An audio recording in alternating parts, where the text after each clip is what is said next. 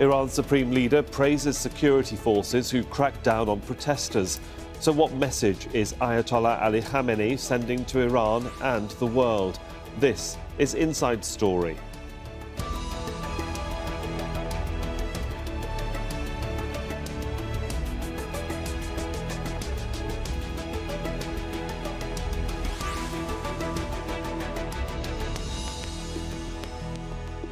Welcome to the programme. I'm Sohail Rahman. No concessions, that's the thrust of a long and defiant speech by Iran's supreme leader.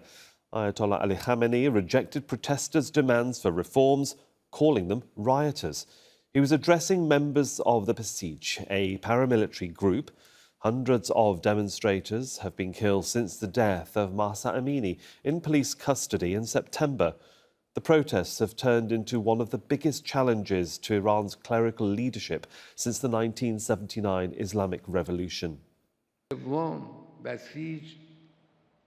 We saw in these recent matters that the persecuted people of Basij sacrificed themselves to prevent the nation from succumbing to the force of a group of killers, rebels, illiterate and enslaved people.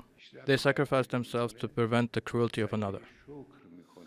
Now, we'll get to our panel shortly, but first our correspondent Dosa Jabari is in Tehran and sums up the key details in Ayatollah Ali Khamenei's speech. The supreme leader, Ayatollah Ali Khamenei, at the age of 83, remained very much in the similar tone that he has had over the past 33 years since he's become the supreme leader of Iran.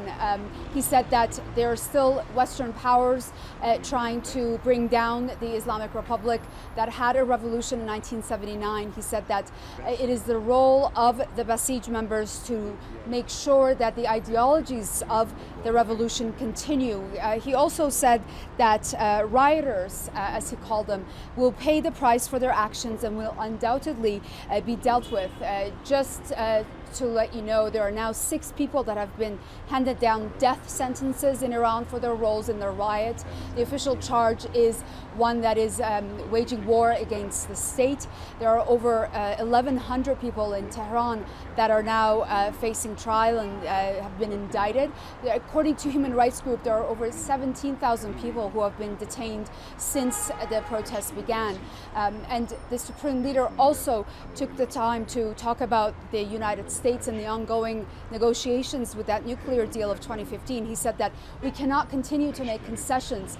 If we continue to give in to their demands, they will continue making them, and at one point they will want us to change our constitution and ultimately get rid of the Guardian Council, which is an assembly in Iran that deals with electing or vetting candidates for various electoral bodies in the country. So let's bring in our guest for this edition of Inside Story. From Tehran, Hassan Ahmadian is an assistant professor of Middle East Studies at the University of Tehran. From London, Roxane Farmanfarmaian, she is a lecturer on Middle East politics at Cambridge University. And from Springfield, Virginia, Doug Bandow is a senior fellow at the Cato Institute. A warm welcome to all our guests. Hassan, can I come to you first in Tehran? A defiant speech which attacked outside forces for the problems that Iran is facing within its borders. Obviously, this speech was addressed to a very high-profile militia group who maintain law and order in certain parts of the country. What did you make of it? Well, I think the address was to the Basij force, which is way more than a militia. It's a multidimensional voluntary force that is believed to be the backbone of the Islamic Republic. The supreme leader addressed the Basij, and I think the format was signaling the strength of the support base that the Islamic Republic enjoys. I think that was directed at the West, particularly the United States, who the supreme leader accused of trying to destabilize the country. Yeah. That message went also to the Basij forces and the Iranians in general, that destabilizing Iran and weakening it through engagement or through propaganda is part of U.S. and Western policy. Okay. So that, I think, is one main point that he made. OK, we'll dig into this a little bit deeper. Roxane, can I come to you in London? What was your general impression of what you heard as well? It's good to get these views from, you might say, across a global perspective. Yes, I agree. Clearly, he was addressing a group that has been out on the streets and has lost several of their members.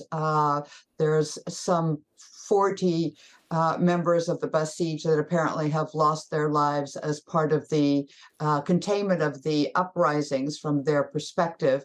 So I think it was a speech to give them hope and support, and clearly indicating that he thought they were doing a good job because he was dismissing the protesters, calling them rioters, and finding them very irrelevant to the overall purpose of the Islamic Republic, which is to stand up to hegemony, a much larger picture. And that hegemony, of course, refers to the United States and Western capitalism and secular modernization. So it was an opportunity for him to likewise show how small and how irrelevant, as I said, the concerns of the protesters were compared to what the overall driving force of the Islamic Republic is and the role of the Basij. Therefore, it was sort of a pep talk in some ways as well. Yeah, well, again, we will dig into this. I just want to get Doug's opinion from Springfield. And of course, I bet the White House and State Department were listening quite intently, considering they've been following what's been going on in Iran, certainly over the last 2 months, very, very carefully. Well, this reinforces the message that the government has been presenting, which is not so much to address the grievances of the protesters, but rather to argue that outside forces are at blame, and that this these demonstrations should be ignored or suppressed because they are a threat to Iran. And it ties into a well-established meme, which has a certain justification. That is, the United States, over the past decades, has intervened in Iran.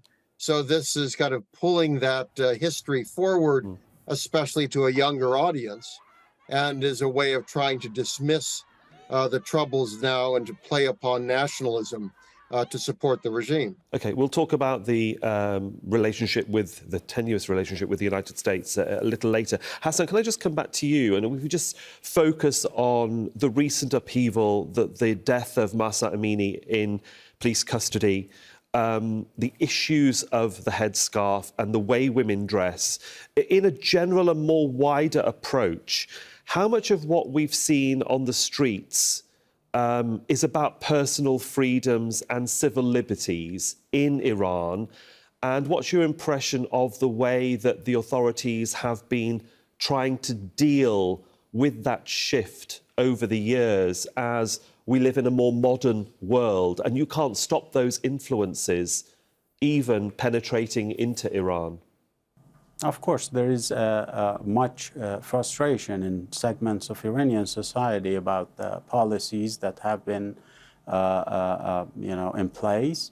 But you see, there is also another portion that is supportive, very much supportive, that was addressed by the Supreme Leader. And I think I would differ with your American guest that he didn't voice any support for crackdown on opposition or rioters, as he called them. He basically talked about the way to deal with them, as in the term he uses, jihad tabiin, that is a struggle to promote the truth as opposed to Western propaganda igniting internal turmoil as a Western agenda. That's the way he framed it, and he tried to convey the message. Now, of course, there are frustrations within the Iranian society about not only the dress code, but also about corruption, mismanagement,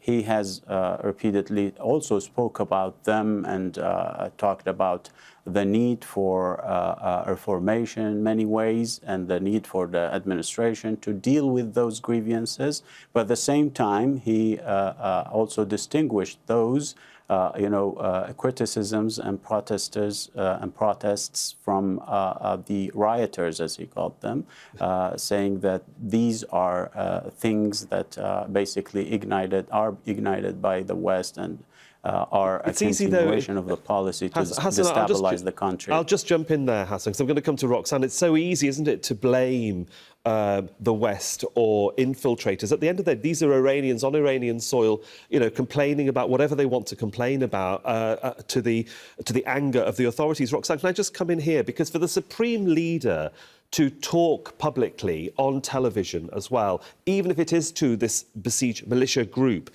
to actually take to the airwaves gives perhaps the impression that those at the top are nervous that the government and its authorities lower down the chain or unable to quell the anger of the public.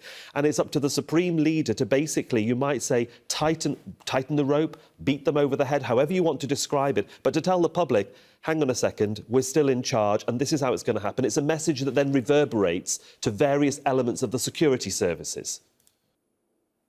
Yes, that's certainly one way of putting it, but I don't think my impression is that those at the top don't think they're in charge. There is as much a purpose in this to send out a message to the country, which is clearly an upheaval, to indicate that there is a problem and these need to be addressed in their view and according to the way that he expressed the solutions.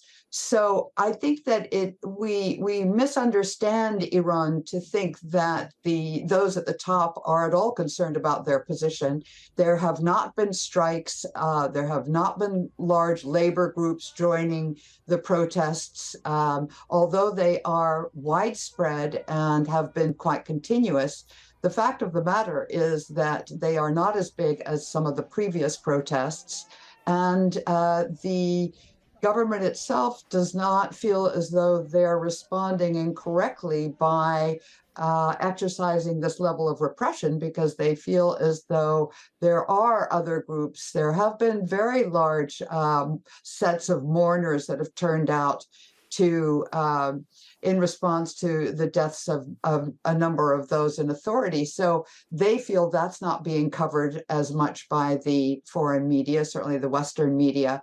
And so I think we misunderstand the situation if we feel that this is at the moment giving a sense to the government that it's in a position of frailty. I don't get that impression. And that's what we wanted to clarify, whether leaders or people in positions of power go onto the airwaves because they feel that their position is either being undermined by those within the regime or by the public at large. I mean, Doug Bandow, what's the general American impression when the supreme leader does take to the airwaves? Do the US, does the State Department, finely and minutely analyse every word and every element of a conversation that is being had between the supreme leader and his people? Well, certainly the State Department and US officials should pay close attention. I have never been impressed with US policy towards Iran, which I think at times has shown more wishful thinking than realism. I think that the supreme leader is speaking. It makes an awful lot of sense. He's doing two things. One is speaking to the security services and lauding them for their efforts. And this is obviously very important for the regime. And second, what he wants to do is prevent the spread of these demonstrations. As mentioned, I don't think they have been broad enough to really threaten the survival of the ruling establishment. And what is critical then is to contain them and over time shrink them and hopefully, from the standpoint of the government, extinguish them. So to present a narrative that these demonstrations reflect outsiders and not patriotic Iranians is a very sensible message for the government to send. So what he's doing, I think any government under siege tries to do, which is buttress its support and also calm down the critics. And his speech strikes me as doing both of those. Hassan, can I come to you in Tehran? I mean, what lessons have been learnt by the Iranian government over civil disturbances over the years? Because a whole range of issues have been raised in the past 2 decades, so certainly from 2009 onwards, be it disputed elections, price rises, petrol availability, low wages, corruption within the government, water availability, and protests by farmers, bus drivers, students. I mean, a whole range of issues have come to the forefront, have been on the streets of Tehran and other major cities. How did these demonstrations and these disturbances vary from what we've already seen in the past? Well, I think they have different causes, and they have been dealt with differently over time. I think what strikes me is the ability to reproduce legitimacy over time. I mean, in 2009, there were millions of people literally in the streets, but 3 years later, people were dancing for, electing a new president and giving back the legitimacy that was felt as lost back to the political establishment here in Tehran.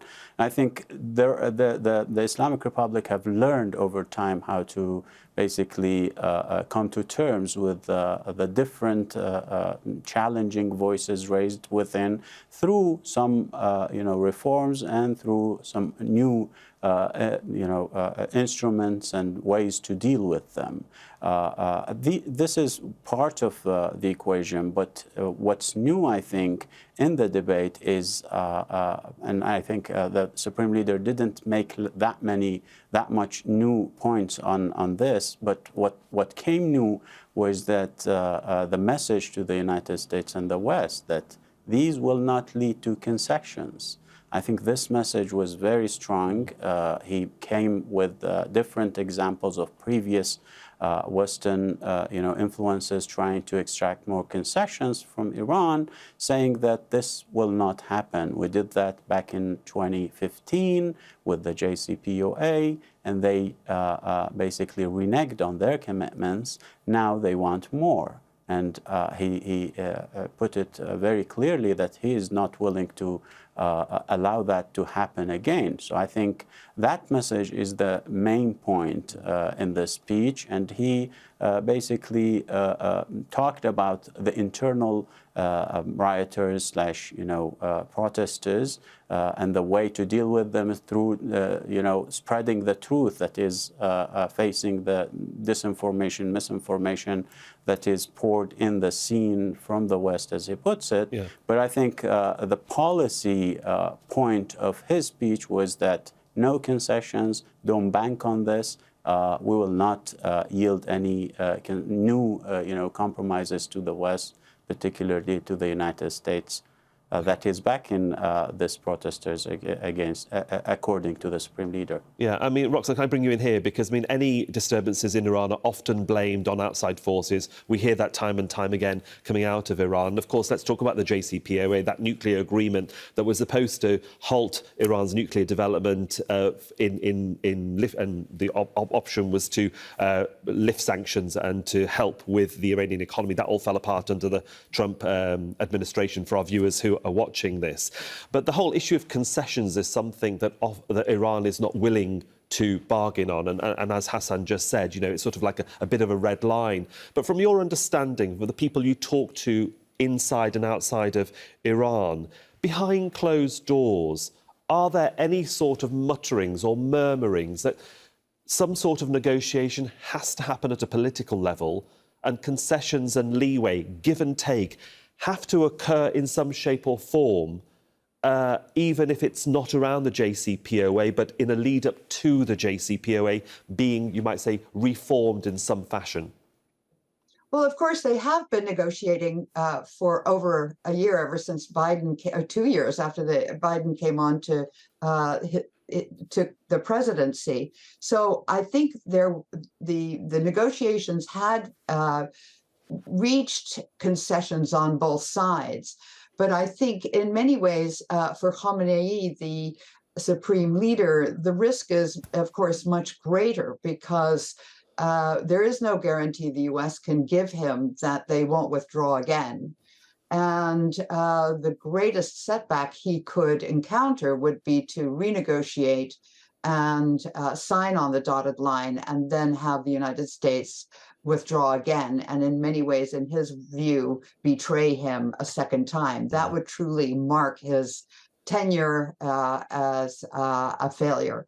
So I think there is a great sense that they've tried. I think the US feels the same way, but that they have not succeeded. And so I agree. I see this as quite a typical speech by Khamenei, but I do see it in three tiers, if you will. He's making a foreign policy statement about the JCPOA, which he called the JCPOA 2, which was quite interesting. And that kind of challenge that the United States represents is the larger picture that those in the street should understand is really the goal of Iran, and they're not helping it. No, I mean, and that they need to either understand or be put down. Yeah, sorry to have interrupted there. I'm glad you finished your sentence. Doug, can I come to you? Obviously, a very difficult position for the US. As Roxane said, you have different administrations coming into power, taking away or cancelling agreements, as we've seen between Trump and over to the Biden administration. Because, of course, in these negotiations, we talk about influence. We talk about, Iran's position in the world and in the Middle East. And, of course, Iran has those influences in Lebanon, Yemen, Iraq, and while America and its allies would like to curtail that, the JCPOA was a way of perhaps bringing Iran into line, for want of a better word. These issues are very difficult to balance for the US right now, especially when administrations renege on an agreement. And one can understand Tehran's position about why they would want to shake hands at any level with the West and with the US when these sorts of things are happening. Well, there was frustration with the JCPOA, even under the Obama administration, because many companies were reluctant to go to Iran even after the JCPOA. So Iran did not get as much of an economic boost that it was hoping for. And of course, the Trump administration was simply a disaster when it came to relations with Iran. Apparently, President Trump really thought that he could effectively force the surrender of Iran on its foreign policy. And of course, that didn't happen. And the Biden administration came in and appeared that it wanted to essentially use what it thought was leverage created by the sanctions from Trump to force negotiation on other issues. And of course, other issues, certainly should be discussed, but the only way to win concessions from Iran would have been for the United States to make corresponding concessions. And that didn't seem to be really part of the process. So it's a great disappointment where we've ended up, because the nuclear issue itself is very volatile. It brings on the worst of hawks within the U.S. foreign policy establishment. It also brings in the issue of Israel and how it might respond.